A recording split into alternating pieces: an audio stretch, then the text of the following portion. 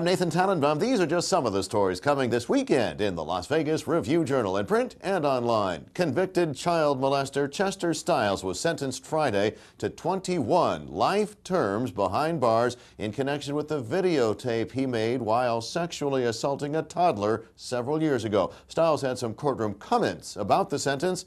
We invite you to read them for yourself, both in print and online. As part of our ongoing commitment to complete coverage of the Nevada State Legislature in its waning days, you may have missed the state Senate in action late Thursday night, voting to override Governor Jim Gibbons' earlier vetoes of state spending bills passed by Nevada lawmakers. Shall the bill pass, notwithstanding the objections of the governor? Madam Secretary, please open the roll.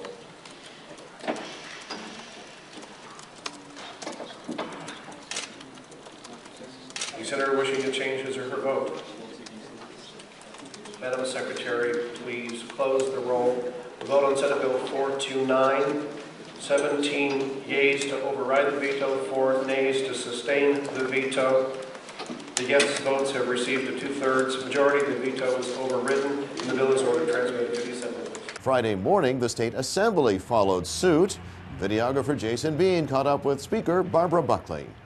You saw Republicans and Democrats, all parts of the state, pretty much unanimously agreeing on this budget. So it was a historic occasion. The governor gleefully vetoed all these measures, but we're not gleefully overriding them. It's really a sobering time for our state. And I think the legislators had to put our state first. It wasn't an easy vote, but it was the right vote. The legislature's work's not yet done. Ahead of Monday's scheduled adjournment, there are several ways to keep up with what's going on in the Saturday and Sunday printed Review-Journal editions.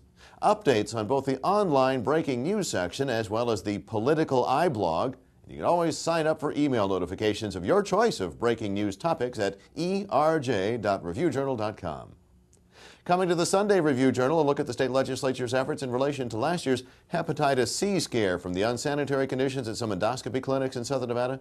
The RJ's Paul Harrison with a complete report on what passed and what didn't, including the fate of efforts to repeal the $300,000 cap on medical malpractice lawsuits. While the headlines are crowded with stories of money woes in the midst of the recession, there's one segment of the local economy that's doing very well. Look for education writer Jim Haug's piece on private schools in the Las Vegas Valley, and at least one theory on why enrollment in those expensive institutions is on the rise. Now, speaking of the recession, you might want to check out business writer John G. Edwards' look at how retirees are coping with the declining value of their nest eggs. I've always lived very cautiously.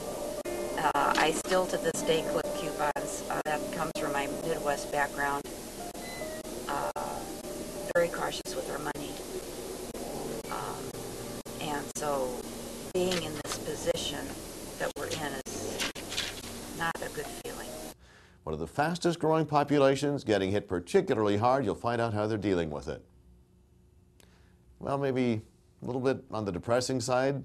How about a breath of fresh air in the form of spring photographs sent in by Review-Journal readers? Feature writer Sonia Paget guides you through the lens clicks. And now the weather. Well, if you got to be stuck in a weather rut, this one's not all that bad. No major changes expected over the weekend in terms of the mostly sunny sky, filled at times with passing storm clouds that in most cases just don't have enough oomph to drop much more than an occasional sprinkle on your backyard.